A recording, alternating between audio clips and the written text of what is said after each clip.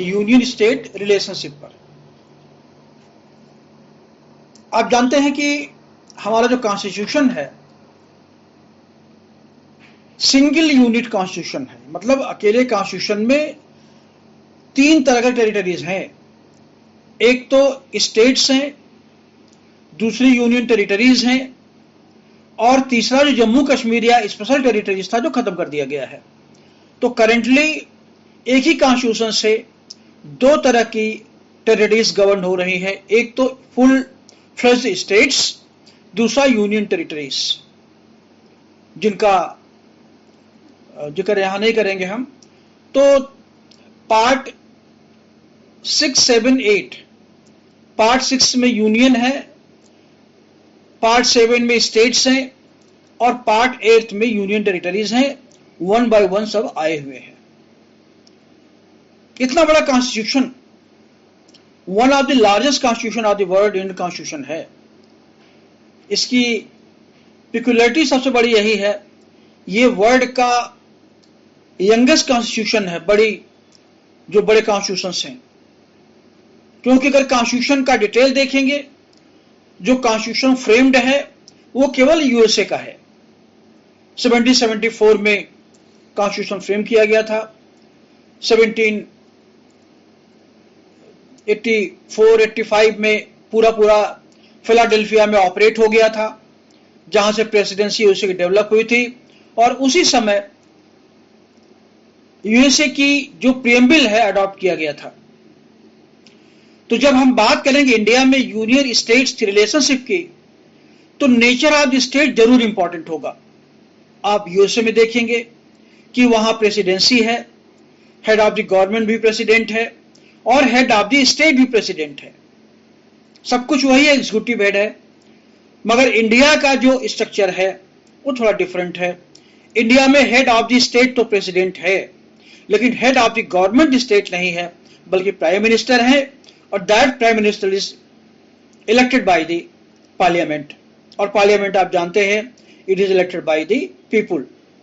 तो indirect democracy, direct election India में है।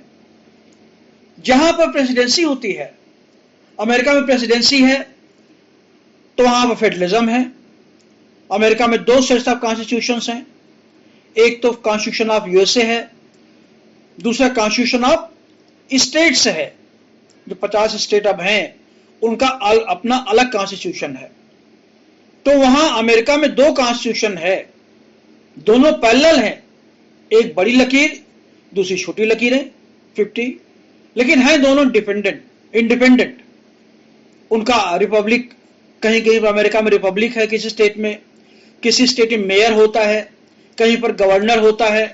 तो अपना उनका डिफरेंट सेटअप है।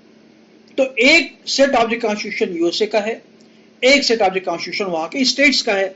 इसलिए अमेरिका में कहते हैं डबल सिटीजनशिप, डुअल सिटीजनशिप। जब आप यूएसए में जाएंगे तो एक नागरिकता आपको अमेरिका की लेनी पड़ेगी, यूनाइटेड स्टेट्स की, और जिस स्टेट में रहना चाहते हैं वहां एक अलग एप्लीकेशन देनी पड़ेगी। हम वहां रहना चाहते हैं, वहां का डोमिसाइल आपको बनवाना पड़ेगा, जैसे इंडिया में जम्मू कश्मीर था अभी तक, till it has been abolished. मगर इंडिया में मैंने कहा एक कॉन्स्टिट्यूएंट असेंबली थी। यहां पे मैं क्लियर कर दूं आपको कि यूएसए का कॉन्स्टिट्यूशन फेडरल क्यों हुआ, क्योंकि it was framed by the states. उसमें 13 स्टेट्स थे। 1774 में जब कॉन्स्टिट्यूशन बन रहा था तो 13 स्टेट्स वो स्टेट्स थे जो ब्रिटेन से इंडिपेंडेंट हुए थे, और सारे स्टेट्स को लग रहा था कि अगर हम मिलेंगे नहीं, अगर हम एक कॉन्स्टिट्यूशन, एक झंडे के नीचे नहीं आएंगे, तो ब्रिटेन का एम्परर फिर हमको इंस्लेव कर लेगा, गुलाम बना लेगा। तो जो फियर कॉम्प्लेक्स था, इसने सारे स्टेट्स को जोड़ा। तो अमेरिकन कॉन्स्टिट्यूशन के जो फ्रेमिंग वो निगेटिव कंटेक्स्ट में है, इसलिए नहीं कि वो चाहते थे, इसलिए कि अगर वो ऐसा ना करते तो शायद उनकी स्थिति उससे बुरी होती। ये कहानी 1774 की है। 1787 में फुल्ली अमेंडमेंट्स हुए, 10th अमेंडमेंट, 11, 12 बल्कि तैयार हुआ। तब तक अमेरिकन कॉन्स्टिट्यूशंस, अमेरिकन जो स्टेट्स में ग्रोथ होती रही, कई स्टेट्स आ गए। अब तो इसमें 50 स्टेट्स हैं, धीरे धीरे करके डिफरेंट टर्म्स पे हैं। इंडियन कॉन्स्टिट्यूशन जब बन रहा था, इंडियन कॉन्स्टिट्यूशन के पहले हमारे पास एक एक्ट था, government of India act. Already we had got a federal structure. Governor general था, गवर्नर जनरल के बाद 2 हाउसेस थी, जो बाद में लोकसभा, राज्यसभा, लोकसभा बनी. और उसी तरह जिस तरीके से ब्रिटेन में पार्लियामेंट्री डेमोक्रेसी रन करती थी, उसी तरह इंडिया में भी ये डेमोक्रेसी इंडियन रन करती थी बराबर इंडियन टेरिटरीज में. जब ऑलरेडी स्ट्रक्चर एग्जिस्ट कर रहे थे, हमारे पास स्टेट्स भी थे, ब्रिटिश स्टेट्स थे, मतलब प्रोविंसेस थे जो ब्रिटेन गवर्न करता था. दूसरा था रियासतें थी, स्टेट्स थी. तो जो अपर हाउस के मेंबर्स जो होते थे उसमें रियासतें भी आती थी. जब कैबिनेट मिशन, तमाम मिशन आए, क्रिस मिशन आया, फिर कैबिनेट मिशन, लास्ट में कैबिनेट मिशन आया 1945 में. कैबिनेट मिशन ने एक कॉन्स्टिट्यूशन बनाने के लिए डिक्लेरेशन दिया, नोटिफिकेशन जारी किया, और अल्टीमेटली 1947 में गवर्नमेंट ऑफ इंडिया एक्ट आ गया 1947 का. और एक्ट आने के बाद कैबिनेट मिशन का जो प्रपोजल था उसमें इनडायरेक्ट इलेक्शन था. जो members of the constituent assembly elect होने थे, उनका इलेक्शन इनडायरेक्ट होना था, क्योंकि उस समय तो काफी लोग अननोन थे, अनअवेयर थे. किसी तरह इलेक्शन हो जाए, कॉन्स्टिट्यूशन बने. एक तो ये प्रॉब्लम थी कि लोग इलिटरेट थे उस जमाने में, पता ही नहीं था. दूसरा, कांग्रेस को जल्दी थी कि जल्दी से जल्दी इलेक्शन हो, चाहे डायरेक्ट ना कि इनडायरेक्ट ही हो, क्योंकि उन्हें डर था कहीं ऐसा ना हो कि बहुत डिले हो तो ब्रिटेन का मन बदल जाए और फिर वो अपना प्रॉमिस वापस ले लें, इंडिया फिर से स्लेवरी में आ जाए, फिर से इंपीरियलिज्म में आ जाए. इसलिए जल्दी हुआ. तो अब देखने की बात है, यहां पे जो फेडरलिज्म स्ट्रक्चर डेवलप हो रहा है कि अमेरिका में फेडरलिज्म क्यों है, क्योंकि it has been, constitution has been created by the states. अगर राज्य ना होते तो कॉन्स्टिट्यूशन ना बनता, मगर इंडिया में उल्टा हुआ है. इंडिया में already there was a structure, there was a territory, federal territory थी, प्रोविंशियल ये रियासतें थी. उसी सेटअप में एक स्ट्रक्चर डेवलप किया गवर्नमेंट ऑफ इंडिया एक्ट 1947 के बाद, कैबिनेट मिशन का सहारा लेकर के एक कॉन्स्टिट्यूएंट असेंबली बनाई गई. अब आप यहां इंपॉर्टेंट चीज है, यही कॉन्स्टिट्यूएंट असेंबली सब कुछ करने जा रही है, जबकि अमेरिका में कोई कॉन्स्टिट्यूएंट असेंबली नहीं बनी थी. अमेरिका में स्टेट्स बैठे थे, एक कंप्रोमाइज हुआ था. कंप्रोमाइज करने के बाद एक ड्राफ्ट तैयार किया गया, जिसमें प्रेसिडेंट को हेड ऑफ द स्टेट और हेड ऑफ द गवर्नमेंट मान लिया गया. स्टेट्स बाकी पावर अपने पास अज्यूम कर लिए. तो वहां कंप्रोमाइज था. मगर इंडिया में एक डिबेट था, जो डिबेट कॉन्स्टिट्यूएंट असेंबली में हुआ था. इसमें सब तरह के लोग थे.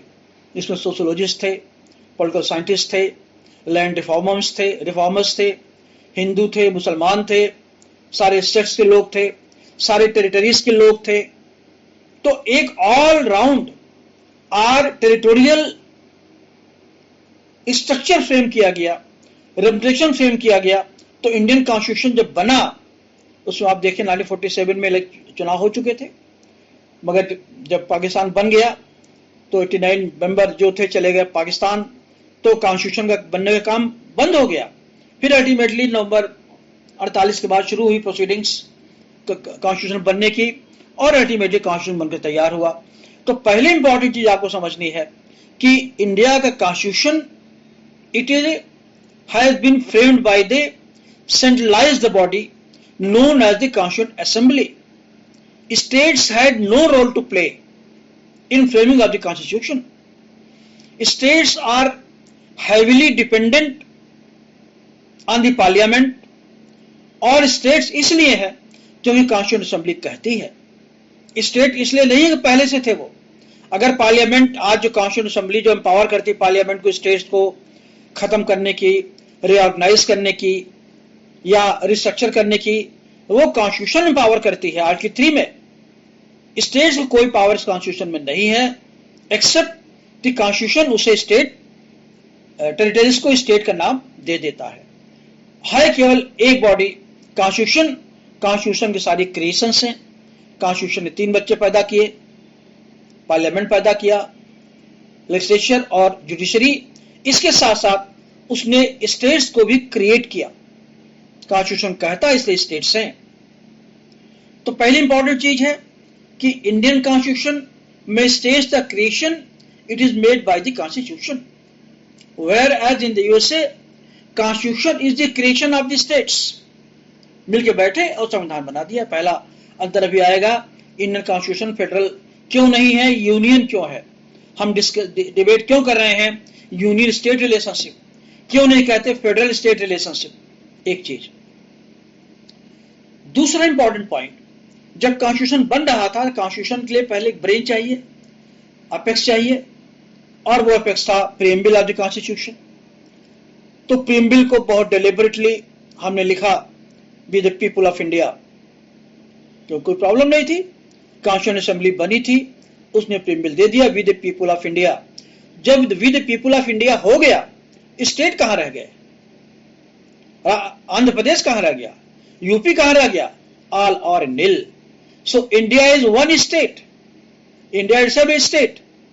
आप फंडामेंटल राइट में देखेंगे, एक्सप्लेनेशन भी दिए गए हैं। तो इंडिया में जो प्रीएम्बल हमारा है, ये केवल पीपुल ऑफ इंडिया की बात करता, we the people of India irrespective of the states, territories, caste, creed, sex, religion, all this things. इसका उल्टा अमेरिका में हुआ था। अमेरिका का प्रीएम्बल क्या कह रहा है, we the people of United States of America, ध्यान दीजिएगा, we the people of United States of America. और इंडिया में क्या है, we the people of India. अब वहां यूनाइटेड स्टेट्स मतलब वहां के जो सिटीजन्स हैं वो स्टेट्स के सिटीजन्स हैं। अमेरिका की सिटीजनशिप बाद में आई, स्टेट की सिटीजनशिप पहले थी, इसलिए अमेरिका में डबल सिटीजनशिप हो गई, एक कंप्रोमाइज हो गया। तो पहला जो रिलेशनशिप आप शो देख रहे हैं, बिगिनिंग में ही पूरा इंडिकेशन दे दिया गया, कॉन्स्टिट्यूशन ने दे दिया कि हमारा पूरा भारत एक है, we are one India and we are people of India, we are not the United States of India, we are India. तो स्टेट से कहीं कोई नामो निशान अभी यहां नहीं आ रहा है। कॉन्स्टिट्यूशन बना, ये बेसिक डिफरेंस आ गया।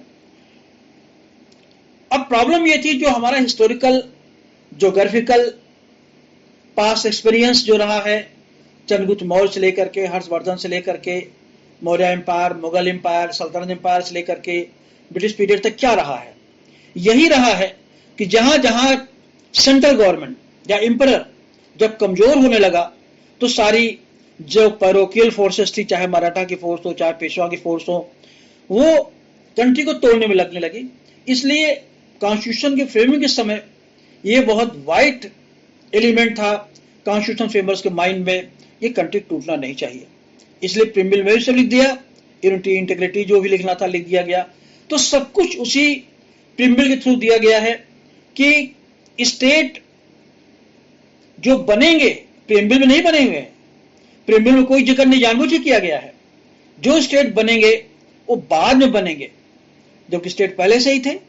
जो कॉन्स्टिट्यूशन ऑफ इंडिया में 3 पार्ट बनाया, मैंने बताया, एक पार्ट बनाया यूनियन, पार्ट 6 में, पार्ट 7 में स्टेट, और पार्ट 8 में यूनियन टेरिटरीज। इसके पहले क्या था, कॉन्स्टिट्यूशन के पहले, जब कॉन्स्टिट्यूशन बना उसके पहले आप इंडिया में देखेंगे कि राजे रजवाड़े थे, 66 रियासतें थी, सबको मर्ज करना एक बहुत बड़ी प्रॉब्लम थी। पटेल ने मर्ज किया जूनागढ़ की रियासत को, ग्वालियर की रियासत को, सिंधिया की रियासत जितने थी, या इधर केरल की रियासत को, और हैदराबाद, जम्मू कश्मीर, ये सारी प्रॉब्लमेटिक टेरिटरीज थी। क्योंकि 1947 के एक्ट में ऑप्शन दिया गया सेक्शन 6 में कि रियासतें जहां चाहे वहां जा सकती है, चाहे तो पाकिस्तान में जाए, चाहे इंडिया में रहे, चाहे इंडिपेंडेंट रहे। यही प्रॉब्लम थी, मगर इस प्रॉब्लम को सॉल्व किया गया, प्रॉब्लम सॉल्व हो गई, रियासतें जब मिल गई तो अभी टेरिटरीज ठीक से ऑर्गेनाइज नहीं हो पाई थी, क्योंकि बड़ी अनोमलीज थी। जैसे मान ली हैदराबाद में तमिल भी थे, हैदराबाद में ये क्या बोलते हैं, क्या आंध्र प्रदेश की जो लैंग्वेज होती है क्या बोलते हैं, मतलब हर लिंग्विस्टिकली तेलुगु, कुछ पार्ट तेलुगु में था, कुछ पार्ट चला गया, एमपी में चला गया, बेरार स्टेट थी, मतलब कॉम्प्लिकेटेड थी। तो इससे सेटिस्फेक्शन लोगों में नहीं था कॉन्स्टिट्यूशन के आने के बाद। तो कॉन्स्टिट्यूशन फंक्शनल कॉन्स्टिट्यूशन था, वर्केबल कॉन्स्टिट्यूशन था स्टेट्स को लेकर के। 1950 में स्टेट्स रीऑर्गेनाइजेशन एक्ट बनाया गया 54 में, जिससे फैज अली उसके चेयरमैन थे। तब जाकर के 1956 के एक्ट में जो आज का स्टेट है, जो स्ट्रक्चरिंग हुई स्टेट की, बॉम्बे को, विदर्भ को और ये जो सौराष्ट्र को, कुछ को मुंबई में मर्ज कर दिया गया, कुछ गुजरात में मर्ज कर दिया गया, पटियाला को मर्ज कर दिया गया, ईस्ट पाकिस्तान को पंजाब में मर्ज कर दिया गया। तो एक तरीके से स्टेट्स का रीऑर्गेनाइजेशन हुआ। अब आप देखिए जो स्टेट्स बन रहे हैं वो 1956 में बन रहे हैं। कॉन्स्टिट्यूशन 1950 का है। 1950 में जो स्टेट्स थे वो वर्केबल स्टेट्स थे, रियासतें के साथ कुछ मिले हुए थे, कुछ ए के साथ थे, कुछ बी के साथ थे, उनमें रिशफलिंग होनी सी। तो रिशफलिंग कैसे हुई? रिशफलिंग होती है कॉन्स्टिट्यूशन के आर्टिकल 3 से। ध्यान रखिएगा, बहुत बड़ा प्रोविजन है यूनियन स्टेट रिलेशंस में। आर्टिकल 3 ऑफ द कॉन्स्टिट्यूशन से, आर्टिकल 3 में पार्लियामेंट को एम्पावर किया गया है कि पार्लियामेंट किसी स्टेट को बना सकती है, रिशफल कर सकती है, रीऑर्गेनाइज कर सकती है, रीनेम कर सकती है और साथ साथ किसी टेरिटरी को जोड़ भी सकती है। आर्टिकल 3 में दिया गया। अब इसी आर्टिकल 3 के थ्रू कॉन्स्टिट्यूशन के जो प्रोविजन है उसी से बनता है स्टेट्स रीऑर्गेनाइजेशन एक्ट 1956। तो सपोर्ट कॉन्स्टिट्यूशनल आर्टिकल 3 है।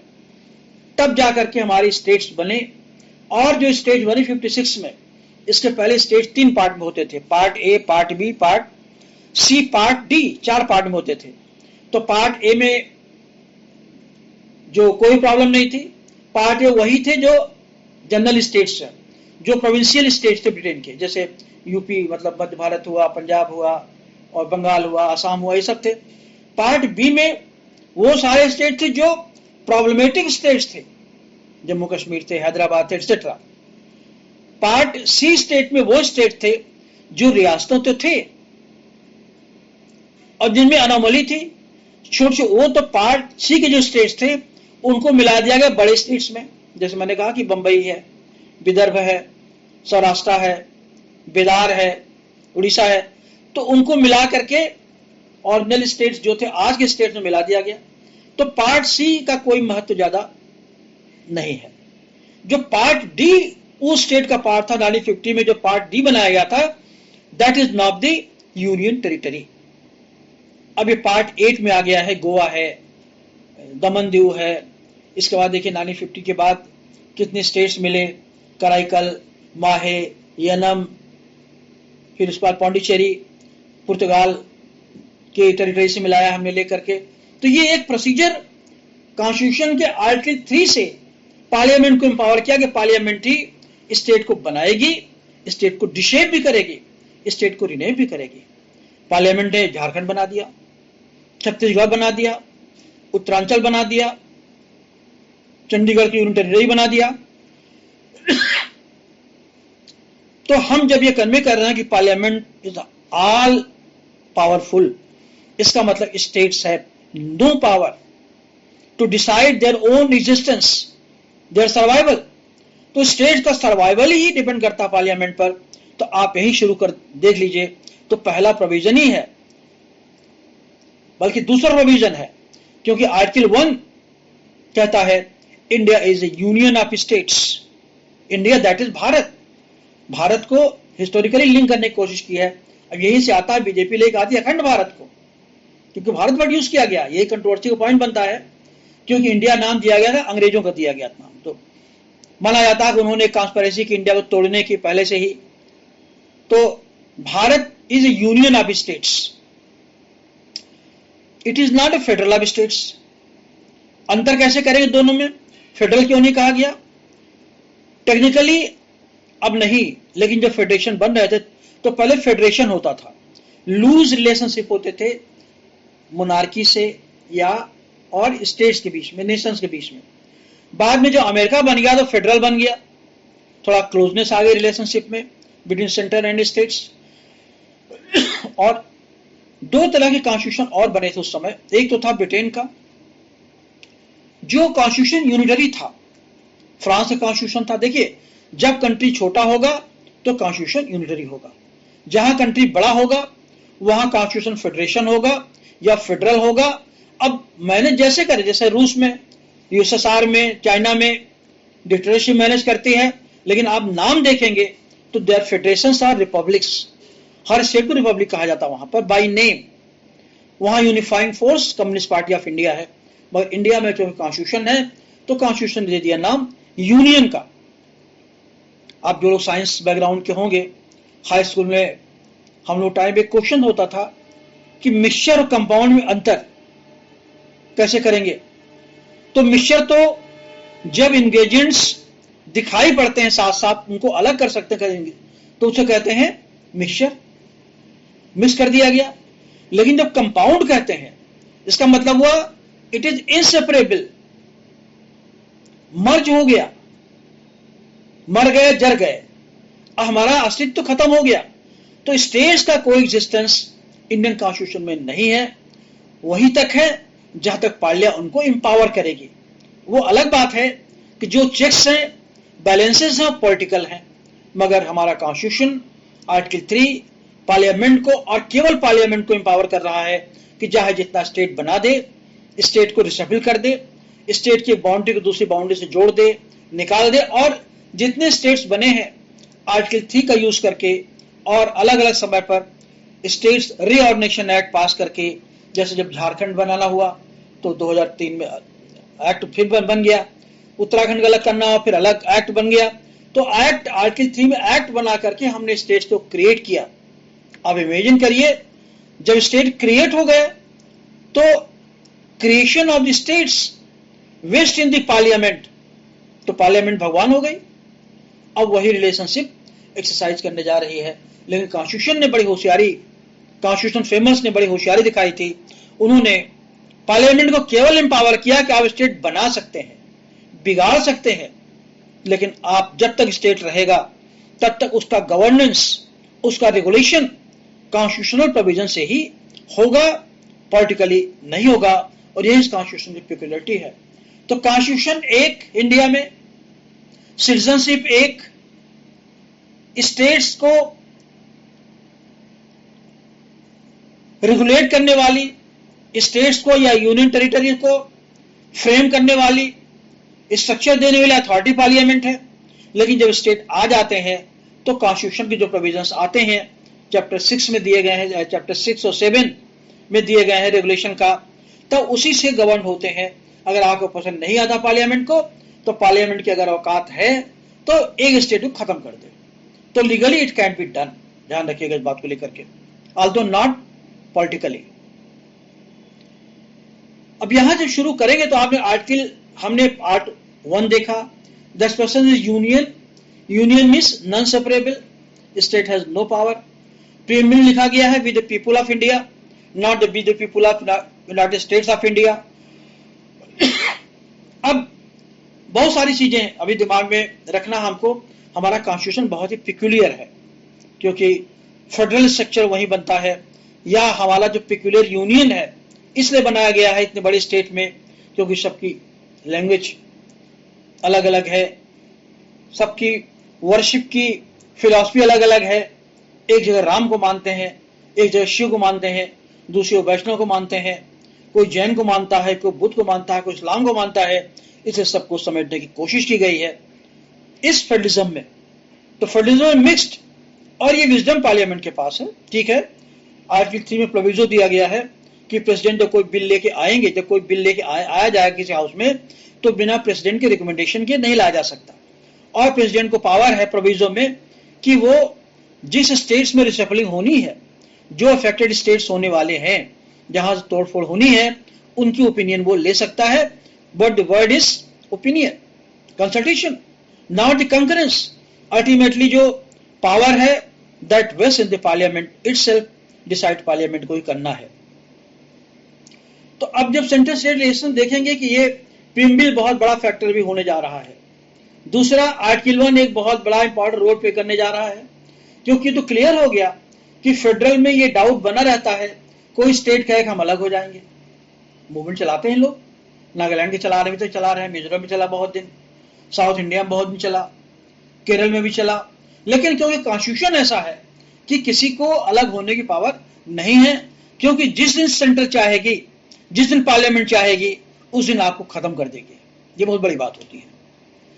अब ये जब हम बात करते हैं यूनियन स्टेट रिलेशनशिप की, तो देखिए रिलेशनशिप में केवल लेजिस्लेशन नहीं आता, एडमिनिस्ट्रेशन भी आता है और फाइनेंस भी आता है। तो हम यहाँ केवल अभी लेजिस्लेशन की बात करेंगे, फाइनेंस तो आप जान ही रहे हैं। लेकिन सबसे बड़ी चीज तो फाइनेंस होती है, जिसकी जेब में पैसा वही रूलर, और यूनियन के पास पैसा ज्यादा होता है, इसलिए स्टेट्स की कुछ चल नहीं पाती, तरह तरह की ग्रांट्स स्टेट सेंटर से आती स्टेट्स में। जब कभी डिस्कस करेंगे फाइनेंस रिलेशनशिप तो बताएंगे, it is not that easy. अभी देखिए जीएसटी एक्ट लागू कर गया, उससे इस स्टेट्स के हाथ पांव काट दिया उन्होंने। तो parliament has vast power to regulate the finances, administration as well as legislation. और इसीलिए आप देखिए डाउट न रहे, इसीलिए 3 लिस्ट बना दिया, 7 शेड्यूल बना दिया।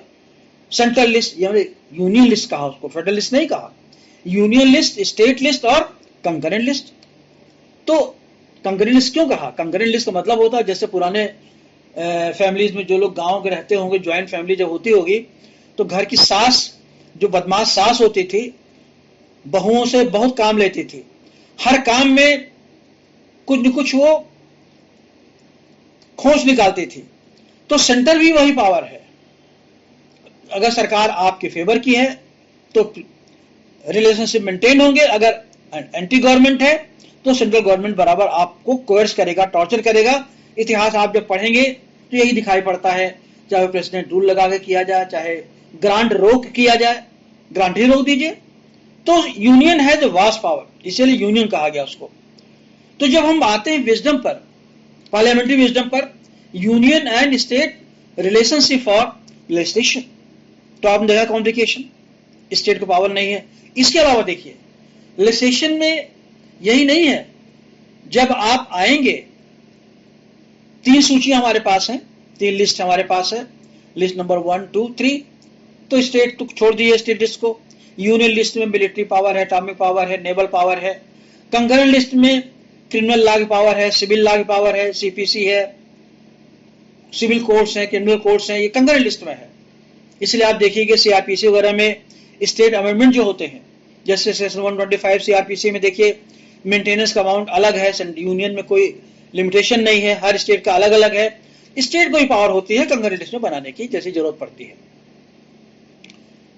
और कंकरेंट लिस्ट में दोनों को पावर होती है, तो सेंट्रल को, यूनियन को भी, स्टेट को भी, और यही झगड़े की जड़ होती है। कंकरेंट लिस्ट ही और इसलिए बनाया गया है कि स्टेट को कभी चैन से न बैठने दिया जाए, और कॉन्स्टिट्यूशन में कभी स्टेट अलग होने की सोच न सके। It is like a threat, एक डोरी होती है, जैसे मदारी पकड़ के बंदरों को नचाता है, उसके बाहर आप नहीं जा सकते, उसी में घूमिए। उसी कॉन्स्टिट्यूशन में यूनियन भी घूमेगा, उसी में स्टेट भी घूमेगा। यूनियन टेरिटरी तो खैर यूनियन है ही, लेकिन यूनियन की पावर ज्यादा है। जब लेजिस्लेशन पर हम शुरू करते हैं तो पहले तो आपने देखिए स्टेट पर लेजिस्लेट करने की पावर केवल पार्लियामेंट को है, आर्टिकल 3 में। इन प्रोविजन को पढ़िएगा, जरूर पढ़ने की कोशिश करिएगा समझने की। फिर सूचियों में, लिस्ट में रेजिडुअरी पावर आप देखेंगे, एंट्री नंबर 97 जो यूनियन लिस्ट की लास्ट एंट्री है, 97 last entry of the 7 schedule. इसमें साफ लिखा गया है कि जो सब्जेक्ट न स्टेट में आए न यूनियन में आए, लिस्ट में आए, वो उस पर पार्लियामेंट को लॉ बनाने की रिजर्वरी पावर है। यही पावर आर्टिकल 248 में भी दी गई है पार्लियामेंट को, और article 248 read with entry number 97 use करके पार्लियामेंट ने ऐसे ऐसे लॉ बनाए हैं जैसा कॉन्स्टिट्यूशन में या किसी तीनों लिस्ट में से किसी में जिसका कोई रेफरेंस ही नहीं है। जैसे एसेंशियल कम्युनिटीज एक्ट है, अनलॉफुल एक्टिविटीज एक्ट है, पोटा है, टाडा है, ये सब कहाँ है? या वीमेन के बारे में लॉ है, अभी देखिए वीमेन एक्ट 2014 का बना दिया, चिल्ड्रन एक्ट बना दिया 2012 का। ये सब पार्लियामेंट ने अपनी पावर को यूज किया है as a residuary power under Article 248 read with entry number 97 of the Constitution. हमेशा ध्यान रखिएगा entry number 97 और Article 248 of the Constitution को। अब दूसरी इंपॉर्टेंट चीज है, अभी वहां बात कर रहे हैं जहां पर ये आप देखेंगे कि कहां पर स्टेट्स को पार्लियामेंट प्रीडोमिनेट कर रही है। अब 248 में रेजिडुअरी लिस्ट आ गई, पार्लियामेंट में आ गई, जबकि फेडरेशन में या फेडरल में वो अमेरिका में वो रेजिडुअरी लिस्ट होती है स्टेट्स के पास। तो जो रेजिडुअरी स्टेट का कॉन्सेप्ट है वो हमने ऑस्ट्रेलिया से लिया है, कंकरेंट कनाडा से लिया है। तो हमने एक मिक्स्ड स्ट्रक्चर बनाया है, यूएसए, ऑस्ट्रेलिया और कनाडा। ये पूरी फिलॉसफी हमारी आती है। तीनों लिस्ट अमेरिका से लिया है, लेकिन रेजिडुअरी पावर हमने ऑस्ट्रेलिया से लिया है, कंग्रेस लिस्ट हमने लिया है कनाडा से लिया है। तो लेकर के हमने एक ऐसा स्ट्रक्चर अपने हिसाब से गढ़ने की कोशिश की है। अब ये देखिए, आर्टिकल 248 के बाद रेजिडुअरी पावर आ गई। आर्टिकल 249 क्या कह रहा है? आर्टिकल 249 ये प्रोवाइड करता है कि अगर राज्यसभा, देखिए राज्यसभा कोई औकात नहीं है, कोई फाइनेंशियल बिल जब होता है राज्यसभा में न भी हो तब भी फाइनेंशियल बिल हो जाता है, और इसी को बहाना लेकर के सरकार बहुत सारे ऐसे बिल को भी पास कर देती है जो फाइनेंशियल बिल नहीं होते, ताकि राज्यसभा में कहीं फंसे ना। बहुत अभी मैटर सुप्रीम कोर्ट में चल रहा है, ये कभी इसकी चर्चा होगी, डिस्कस डिटेल तो हम बात करेंगे आपसे लेकर के। ये बड़ा कंट्रोवर्शियल इशू है। तो राज्यसभा अगर ये पार्ट बिल, कोई बिल नहीं, रेजोल्यूशन, देखिए दोनों में अंतर है। Bill is to be transformed into an act by the signature of the president. जब तक बिल दोनों हाउसेस से पास होने के बाद स्पीकर और चेयरमैन उस हाउस के जो राज्यसभा के हैं उनका ऑथेंटिकेशन के बाद प्रेसिडेंट के पास जाके उससे सिग्नेचर नहीं होता, तब तक कोई बिल एक्ट नहीं होता। लेकिन रेजोल्यूशन क्या होता है? 249 टॉक्स ऑफ रेजोल्यूशन। ये कहता है 249 अगर 249 में ये कहा गया है, राज्यसभा अगर प्रेजेंट एंड वोटिंग के 2/3 मेजॉरिटी से अगर ये रेजोल्यूशन पास कर दे तो रेजोल्यूशन पास हो गया, it is informal, it is not a bill, it is not to be signed by the president. अब यहां देखिए, प्रेसिडेंट के बिल के पहले की स्टेज आ गई रेजोल्यूशन, इसकी कोई लीगल सैंक्टिटी नहीं होती कॉन्स्टिट्यूशन में, लेकिन आर्टिकल 249 में इसे इनकॉर्पोरेट किया गया है स्टेट्स को कोर्स करने के लिए। 249 जो आप पढ़ेंगे यही लिखा गया है कि अगर Rajya Sabha, upper house, council of states 2/3 majority मतलब प्रेजेंट एंड वोटिंग के 2/3 बहुमत से अगर कोई प्रस्ताव पारित करता है कि ऐसे सब्जेक्ट्स पर जो स्टेट सब्जेक्ट्स हैं और जो नेशनल इंटरेस्ट में है उन पर पार्लियामेंट लॉ बनाए, तो पार्लियामेंट लॉ बनाने के लिए एम्पावर हो जाती है। ये पावर काउंसिल ऑफ स्टेट को क्यों दिया? क्योंकि वो स्टेट से काउंसिल है, राज्यों से चुन करके आती है, इसलिए स्टेट्स को इन्वॉल्व कर लिया। ये तो स्टेट्स ही कह रहे हैं हम लॉ बना दो। तो नेशनल इंटरेस्ट में बहुत सारे लॉ, ताकि 1950 में जब कोरिया का वार चल रहा था उसमें एसेंशियल कम्युनिटीज एक्ट आ गया, और बहुत इसके बाद देखिए जितने रेजिडुअरी पावर में जो लॉ बनाता है इसी प्रोविजन से बनता है, आर्टिकल 249 में। या अभी देखिए जो आईएएस बना, अभी आईजेएस बनने की बात हो रही है, आर्टिकल 249 में भी जो सर्विसेज स्टेट लिस्ट में भी है, अगर रिजॉल्व कर देती राज्यसभा कि उस पर यूनियन लॉ बनाए, पार्लियामेंट लॉ बनाए, तो पार्लियामेंट लॉ बनाने के लिए एम्पावर हो जाती है। ये 249 में लिखा गया है। इसकी वही वैल्यू होती है जो एक ऑर्डिनरी लॉ की होती है, जो तब पार्लियामेंट लॉ बनाएगी। हालांकि देखिए आर्टिकल 249 जो लॉ पार्लियामेंट कोई बनाती है यूज करके यूनियन लिस्ट, और लॉ जब बनाएगी तो कहां बनाएगी? जो यूनियन लिस्ट में उस पर लॉ बनाएगी। जो स्टेट लिस्ट में उस पर एम्पावर कर दिया बनाने के लिए, तो स्टेट लिस्ट में ऑर्डिनरी लॉ बनाने की पावर स्टेट को होती है। लेकिन अगर 249 में रिजॉल्व कर दिया रेजोल्यूशन से कि नहीं पार्लियामेंट लॉ बनाएगी स्टेट पर भी, तो स्टेट सब्जेक्ट पर भी पार्लियामेंट को पावर मिल जाती है लॉ बनाने की, और विद इक्वल एफिकेसी वही पावर होती है जो ऑर्डिनरी पावर पार्लियामेंट अपने सब्जेक्ट को अपने इंटरेस्ट के बारे में बना सकती है। और ये जो पावर मिलती है इट इज फॉर 1 ईयर, और एक साल तक के लिए पार्लियामेंट बना सकती है, उसमें अमेंडमेंट कर सकती है। हालांकि ये नहीं कहा गया कि स्टेट नहीं बना सकती, लेकिन जब स्टेट बनाएगी तो उसमें लिखा गया नीचे, आप 249 देखेंगे कि union law, parliamentary law prevail करेगा, स्टेट लॉ प्रिवेल नहीं करेगा। अगर बनाता है तो वो नल एंड वाइड होगा, because it can not conflict with union law, parliamentary law. तो आर्टिकल 249 में नंबर 1 एक रेजोल्यूशन आया। रेजोल्यूशन कहां से आया? काउंसिल ऑफ स्टेट से आया, राज्यसभा से आया। तीसरा, जो रेजोल्यूशन आया, बिल नहीं आया, राष्ट्रपति से कोई मतलब नहीं है। रेजोल्यूशन जो आया उसमें रिजॉल्व किया गया 2/3 मेजॉरिटी से कि पार्लियामेंट अगर चाहे तो उन स्टेट सब्जेक्ट्स पर जो नेशनल इंटरेस्ट में है, चाहे तो आप बता दे कौन सा सब्जेक्ट नेशनल इंटरेस्ट किस पर लॉ बनाएगी, या पार्लियामेंट खुद डिसाइड करेगी कि कौन से ऐसे मैटर हैं जो एक साल में जब तक वो रेजोल्यूशन प्रिवेल करेगा, कॉन्स्टिट्यूशन में रहेगा, किस पर लॉ बनाएगी। और एक साल के बाद अगर फिर रिजॉल्व कर देती है राज्यसभा तो फिर एक साल तक लिए बढ़ जाता है।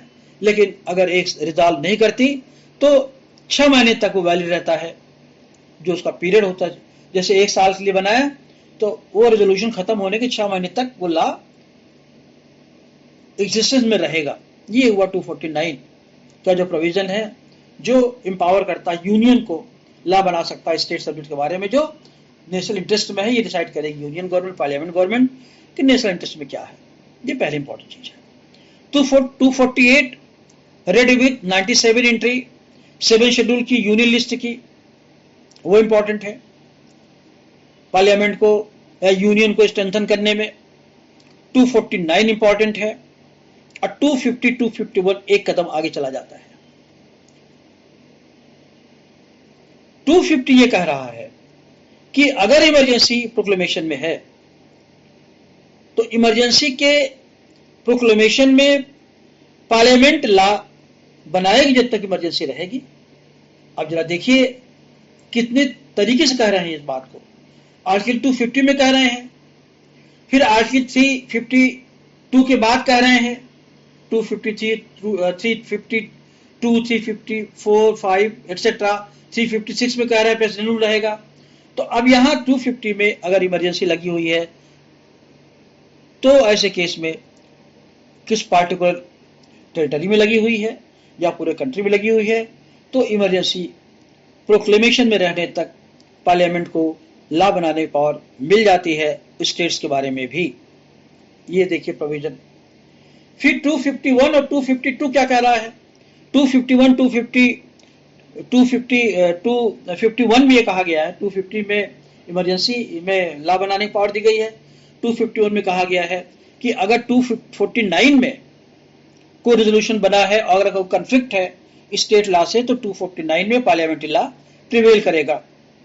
तो 250, 251, 252 में क्या है? 250 में स्टेट्स को अपना हाथ और पैर काटने की पावर दी गई है। 250 में कहा गया है एक स्टेट या कई स्टेट्स जितने लोग चाहें अगर रेजोल्यूशन पास करते हैं अपनी असेंबली में, मतलब विधानसभा में, अगर 2 हाउस है तो दोनों में पास होगा, अगर 1 हाउस है तो 1 में पास होगा। रेजोल्यूशन बनाते हैं कि हमारे सब्जेक्ट्स पर पार्लियामेंट लॉ बनाए तो पार्लियामेंट लॉ बनाएगी।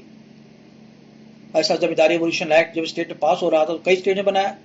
हर स्टेट में अलग अलग, जहां लगता है कि राजनीति होने वाली है, स्टेट कहता है पार्लियामेंट भाई आप लॉ बनाइए रिलीजन को लेकर के। तो ये हम इसको कहते हैं power to destroy oneself, अपने को खत्म करने की पावर है और उसमें कोई लिमिटेशन नहीं होती।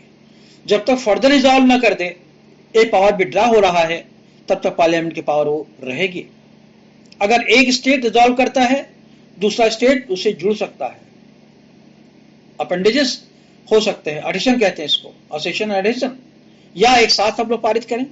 तो आप देख रहे हैं 248 को देखा, 249 को देखा, 250 को देखा, 251 को देखा, 252 को देखा, 253 को देखिए। अगर फेडरल होता और रेजोरी पावर यूनियन के पास होती तो बात अलग होती। लेकिन आर्टिकल 253 कह रहा है कि कोई भी इंटरनेशनल एग्रीमेंट हो, कोई भी कन्वेंशन हो, चाहे वो स्टेट क्यों न कंक्लूड करे, अगर कोई चीफ मिनिस्टर जाता अमेरिका से कोई एड लाने के लिए समझौता करता है, तो एग्रीमेंट तभी इंप्लीमेंट होगा, इन्फोर्स होगा, जब पार्लियामेंट उसे इन्फोर्स करेगी लॉ बना करके। तो अगर तो यहां पर देखिए पावर तो दे दिया चीफ मिनिस्टर्स को भी, जाइए आप, लेकिन उसको इन्फोर्स कौन करेगा? आर्टिकल 253 कह रही है कि ट्रीटी एग्रीमेंट चाहे प्रेसिडेंट करे, चाहे प्राइम मिनिस्टर करे, चाहे पार्लियामेंट का कोई मेंबर करे, चाहे विधानसभा का चीफ मिनिस्टर करे, वो तभी इन्फोर्सेबल होगा जब पार्लियामेंट उस पर लॉ बना दे, तभी ये आपको मिलेगी। आर्टिकल 253 में बहुत सारे लॉ बने हैं। अभी आप देखिए इंटरनेशनल कन्वेंशंस हैं, चाइल्ड कन्वेंशन 1989 का था, तो हमने उस पर लॉ बनाया है, 19 चाइल्ड लेबर बनाया है। फिर इसके बाद प्रोटेक्शन ऑफ चिल्ड्रन एक्ट बनाया है, फिर चिल्ड्रन मैरिज एक्ट 2010 का जो उसको बना दिया एज प्रिस्क्राइब करने के लिए। ये सब कन्वेंशंस है। ह्यूमन राइट्स एक्ट बनाया है, ह्यूमन राइट कन्वेंशन 1948 के हम पार्टी हैं। 1965 है ह्यूमन राइट, जो सिविल एंड पॉलिटिकल कोवेनेंट्स और कल्चरल कोवेनेंट्स के पार्टी हैं। तो जो इंटरनेशनल एग्रीमेंट्स और ट्रीटीज चाहे जो भी करें, वो कन्वर्ट लॉ में तभी होगा जब चाहे लॉ सीज है। अब देखिए 1976 का लॉ सीज एक्ट बन गया है, टोक्यो कन्वेंशन एक्ट बन गया है, डिप्लोमेटिक कन्वेंशन एक्ट 1961 बन गया है। डिप्लोमेटिक कन्वेंशन 61 को हमने लॉ बना दिया है।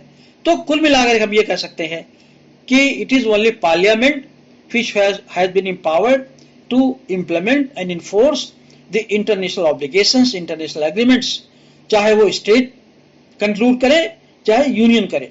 तो ये एक सेंट्रलाइजिंग टेंडेंसी हो गई आर्टिकल 253 में। 254 में देखिए, 254 में क्या कह रहे हैं? 254 में कह रहा है कंकरेंट लिस्ट में, क्योंकि दोनों लॉ बना सकते हैं, कंकरेंट लिस्ट में अगर दोनों लॉ बनाते हैं, पार्लियामेंट भी या स्टेट, तो प्रिवेल करेगा parliamentary law, state law prevail नहीं करेगा। नीचे प्रोविजन में आप देखिए लिखा गया है कि उससे अलग भी कंकरेंट लिस्ट में पार्लियामेंट का जो लॉ है उससे वेरिएशन में स्टेट लॉ बना सकते हैं, लेकिन कब? जब गवर्नर उस बिल को रिजर्व करेगा for ascent of the president, article 200 में। तो जब प्रेसिडेंट ठीक सिग्नेचर करना उस पर, तो स्टेट लॉ का क्या मतलब हो गया? तो जो पावर दी गई है ये फेक पावर है, ये इल्यूजनरी पावर है, स्टेट को खुश करने लिए दे दिया गया है।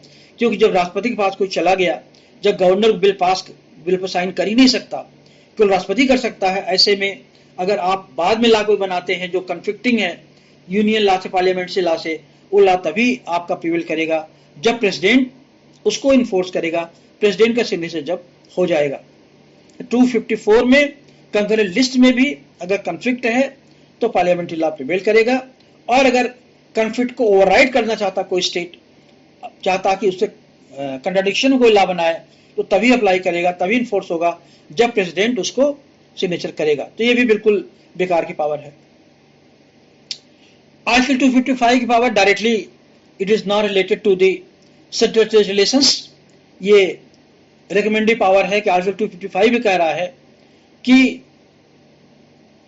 जो गंदगी है, चाहे पार्लियामेंट हो चाहे विधानसभा हो, अगर लैकुना है लेजिस्लेशन में, लैकुना क्या है? जैसे फाइनेंस बिल है, या आप देखेंगे आर्टिकल 110 में 9 में जो बिल लाती है फाइनेंशियल, ये जो मनी बिल आता है, फाइनेंस बिल आता है, वो बिना प्रेसिडेंट रिकमेंडेशन के नहीं आता, और 255 उसको धो दे रहा है। ये कह रहा है ऐसे में जहां प्रेसिडेंट का रिकमेंडेशन रिक्वायर्ड है, वहां अगर प्रेसिडेंट रिकमेंड नहीं भी करता है, ओमिट भी हो जाता है, तब भी वो लॉ ऐसे इन्फोर्सेबल होगा जैसे रिकमेंड करने के बाद होता। तो आर्टिकल 255 ये लीवे देता है, एक प्रोविजन दे देता है, अगर रिकमेंडेशन से कोई बिल लाना है, रिकमेंडेशन राष्ट्रपति का नहीं भी है, तब भी वो बिल माना जाएगा, तो आप कोर्ट में उसको चैलेंज नहीं कर सकते। देखिए दो तरह के प्रोविजंस, एक तो रिकमेंडेशन में बता 255 आ गया, और जो आर्टिकल 370 में जो 5 अगस्त 2019 में जो 370 अबॉलिश किया गया है, ये सब इसमें टेक्निकलिटीज आई हैं। रेजोल्यूशन देखिए पास किया गया, आर्टिकल 370 क्लास 3 में कहा गया है कि कॉन्स्टिट्यूएंट असेंबली रिकमेंड करेगी, रिजॉल्व करेगी, राष्ट्रपति को तभी आर्टिकल 370 हटेगा। तो जो इमरजेंसी लगी थी, थोड़ा सा यहाँ तो आपको समझाने के लिए बात कर रहे हैं, जब इमरजेंसी लगाई गई थी 2019 में, एक इमरजेंसी आर्टिकल 292 में आई थी, article 292 of the Jammu and Kashmir constitution, उसमें भी प्रोविजन है प्रेसिडेंट्स रूल का, स्टेट उसे कहते हैं गवर्नर्स रूल, लेकिन वो केवल 6 महीने के लिए हो सकता था। इसके बाद जब खत्म हो गया, फिर आपने देखा जुलाई में लगा दिया प्रेसिडेंट्स रूल आर्टिकल 356 में। जब 356 में लगा दिया तो 356 में जब प्रेसिडेंट रूल लग गया जम्मू कश्मीर में, तो लेजिस्लेशन की पावर कहां गई?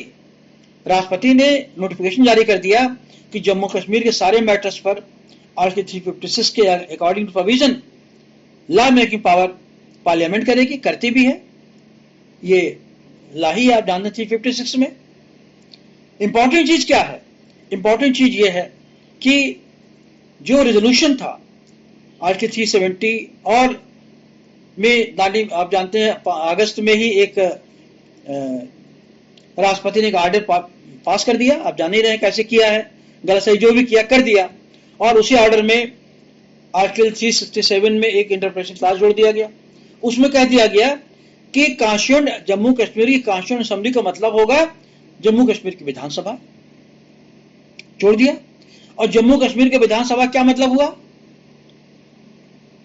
प्रेसिडेंट्स रूल में पार्लियामेंट, तो पार्लियामेंट जम्मू कश्मीर की विधानसभा भी हो गई, कॉन्स्टिट्यूएंट असेंबली भी वही बन गई, और उसने कॉन्स्टिट्यूएंट असेंबली बन करके राष्ट्रपति से कहा महोदय 370 को हटा दीजिए, हटा दिया। तो अब ये जो पावर आप मैं बता रहा, रिकमेंडेशन की पावर होती है, 255 जब कर दिया गया, अगर कोई कहे गलत किया सही किया, it can't be challenge court of law, क्योंकि 255 में लिख दिया गया है। इसके अलावा पार्लियामेंट्री प्रोसीडिंग्स को आप चैलेंज नहीं कर सकते। आर्टिकल 118 पढ़िए, 122 पढ़िए, तो आपको क्लियर होगा कि पार्लियामेंट में जैसे भी किया, गलत किया सही किया, लॉ को चैलेंज कर सकते हैं, लेकिन प्रोसीजर को आप कोर्ट में चैलेंज नहीं कर सकते। आर्टिकल 122, 121 में साफ साफ लिखा गया है। तो अब इसमें आप देखेंगे कि 255 इनडायरेक्टली कंसर्न्ड है यूनियन और स्टेट से, लेकिन डायरेक्टली नहीं। इसीलिए कहा गया है कि ऐसे केसेस में जहां पर प्रेसिडेंट रिकमेंड करता है वहां नहीं भी किया तो कोई बात नहीं। ये तो जनरल इतनी बात हो गई। इसके बाद अब आप देखिए तो article 3, article 1, article 3, article 248, article 249, article 250, 251, 253, 252, 253, 254 और 255 ये प्रोविजन आ गए। अब आप देखिए कहां पर रिलेशनशिप शो करेगा। अब आइए जरा सा कॉन्स्टिट्यूशन में आइए, कॉन्स्टिट्यूशन में आर्टिकल 55 पे आइए, 53 पे आइए, अब 53 पे राष्ट्रपति हो गया, 53, 54, 55 पे आइए, गवर्नर का अपॉइंटमेंट पे आ जाइए। Who shall appoint the governor? It is president who shall appoint the governor on the aid and advice of council ministers of the parliament. तो गवर्नर की को अपॉइंट करने की पावर पार्लियामेंट की हो गई ना, प्राइम मिनिस्टर की हो गई, मीन्स प्रेसिडेंट की हो गई। तो अब जब गवर्नर होगा, किसका आदमी गवर्नर होगा? गवर्नर हेड ऑफ स्टेट होगा, राज्य का, या एजेंट होगा सेंटर का? तो सेंटर हो गया। एक तो एक इंपॉर्टेंट चीज है 156 में लिखा गया है, उसका टेन्योर होगा on the pleaser of the president of India. सबसे कमजोर पोस्ट गवर्नर की होती है कॉन्स्टिट्यूशन ऑफ इंडिया में।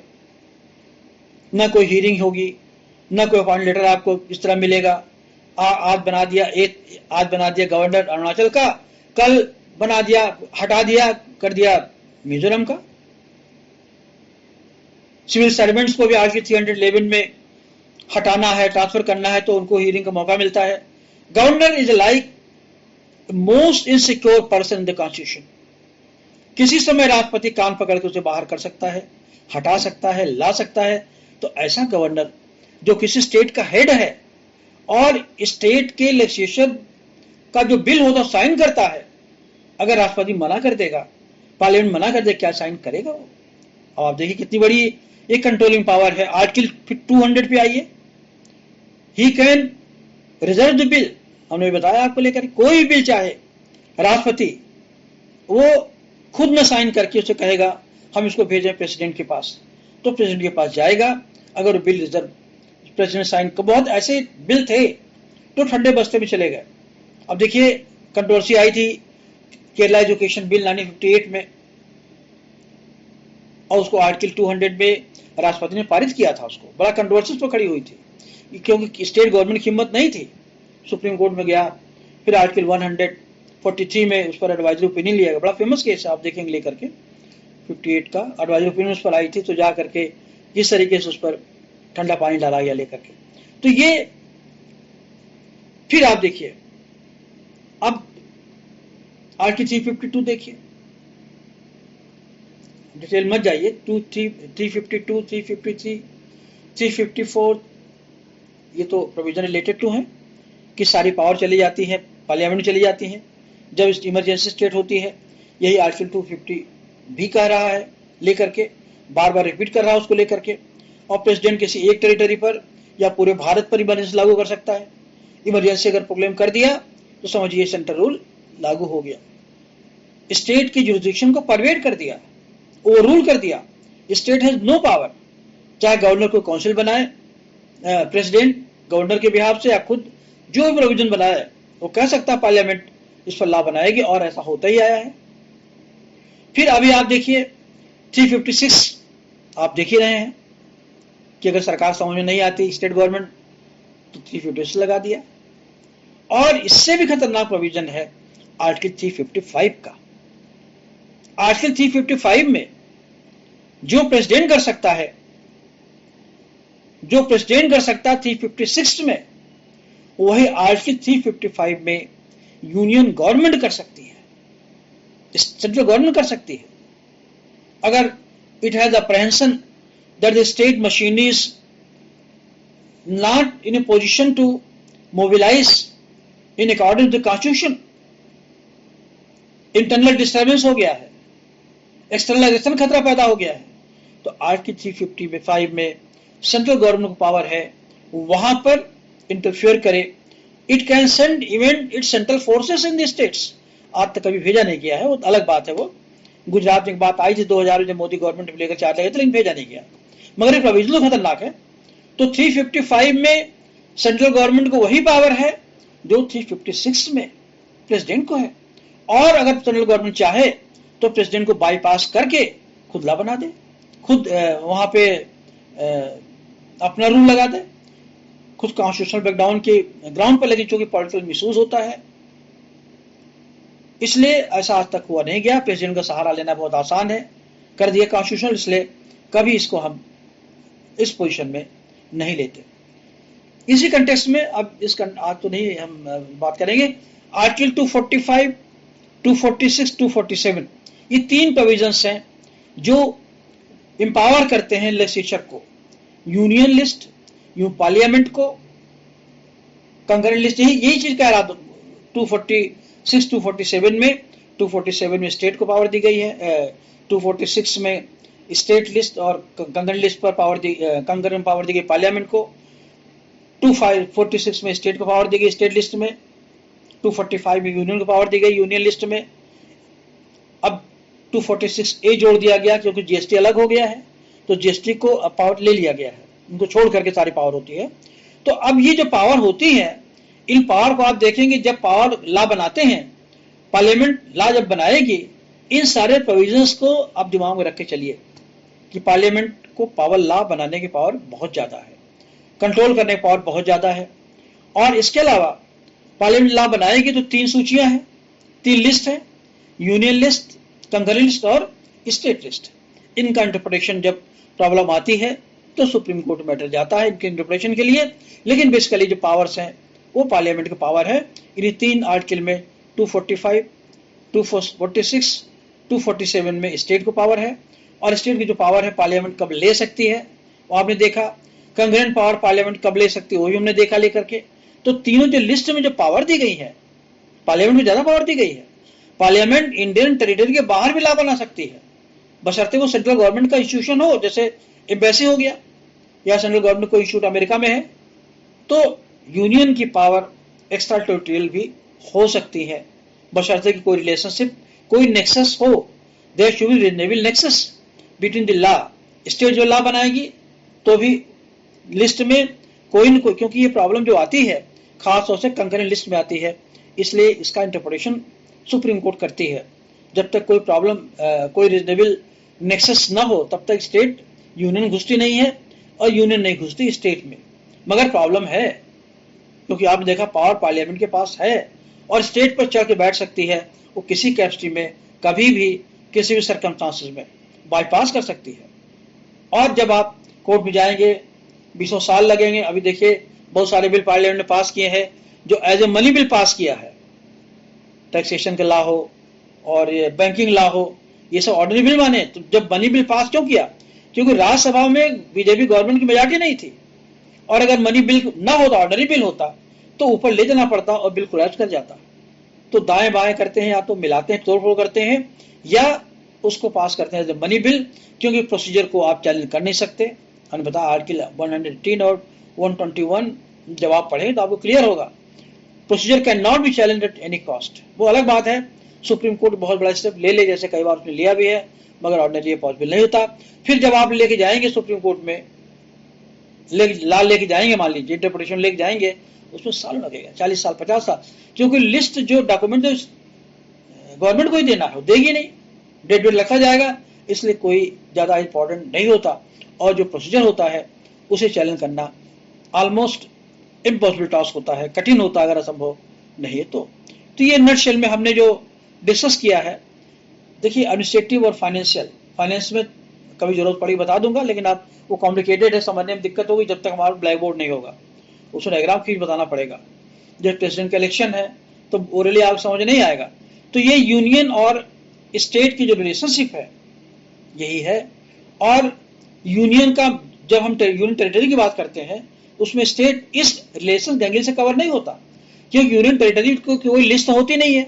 यूनियन टेरिटरी पर यूनियन लॉ अप्लाई करता है, दिल्ली को छोड़ करके 239A में दिल्ली का टेरिटरी अलग है, दिल्ली का लॉ मेकिंग पावर है। केवल 2 स्टेट ऐसे हैं यूनियन टेरिटरी जो लॉ मेकिंग पावर रखते हैं, जिनकी अपनी विधानसभा, एक पौंडीचेरी की है और दिल्ली की है। बाकी यूनियन टेरिटरी चाहे चंडीगढ़ की हो, चाहे लक्षद्वीप की हो, अंडमान निकोबार की हो, ये सब यूनियन टेरिटरीज ये लेफ्टिनेंट गवर्नर कंट्रोल करता है। यहाँ पर कोई विधायिका नहीं होती, डायरेक्टली प्रेसिडेंट गवर्न करता है थ्रू लेफ्टिनेंट गवर्नर। और दिल्ली में क्या है, लेफ्टिनेंट गवर्नर भी है और सरकार भी है। केजरीवाल का ग्रीवांश यही है कि बार बार इंटरफेयर करता है, मगर है यूनियन टेरिटरी अकेला। तो यूनियन टेरिटरी शुरू करेंगे तो लेजिस्लेटिव पावर बहुत लिमिटेड हो जाए। दिल्ली वगैरह में आप देखेंगे कि दे नहीं सकते, क्योंकि स्टेट की पावर दिल्ली गवर्नमेंट को मिल ही नहीं सकती है, because there is a lieutenant governor not the governor. और जब तक गवर्नर ना हो तब तक स्टेट खुद पूरा आपको नहीं मिलता। इसलिए चैप्टर 8 में अलग रखा गया है, वो चैप्टर 7 में, पार्ट 7 में नहीं रखा उसको, स्टेट के चैप्टर में। ये आज का नटशेल लेक्चर था। कोई अगर दिक्कत हो तो बताइए, कोई सवाल पूछना हो तो पूछिए। लेकिन जब भी आप रिलेशनशिप की बात करेंगे यही रखेंगे, इंडिया कॉन्स्टिट्यूशन। आप कल्पना, अगर आपको यही सवाल भी आ जाए तो फेडरल है कि नहीं है, इमेजिन करिए, या क्या रिलेशनशिप है।